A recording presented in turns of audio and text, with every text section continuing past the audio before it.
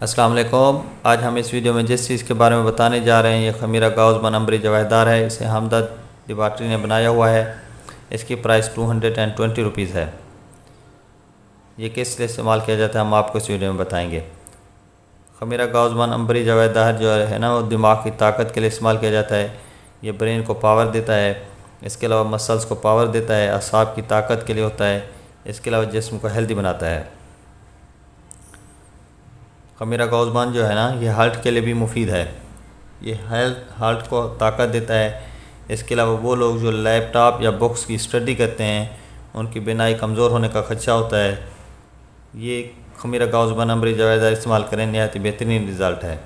اس کے علاوہ جو ہے نا وہ بچے جو حفظ قرآن کر رہے ہوں، اگر ان کو یہ استعمال کریں تو ان کو دل، دماغ اور بینائی کی حفاظت کرتا ہے۔ یہ آئی کو سٹرینتھ دیتا ہے۔ اس کے علاوہ حافظے کی کمزوری کو دور کرتا ہے۔ اس کے علاوہ وہ لوگ جن کو بھولنے کی عادت ہو یہ استعمال کریں، نہایت بہترین رزلٹ ہے۔ یہ امیونٹی سسٹم کو بڑھاتا ہے جس سے مختلف قسم کی بیماری سے بچا جا سکتا ہے۔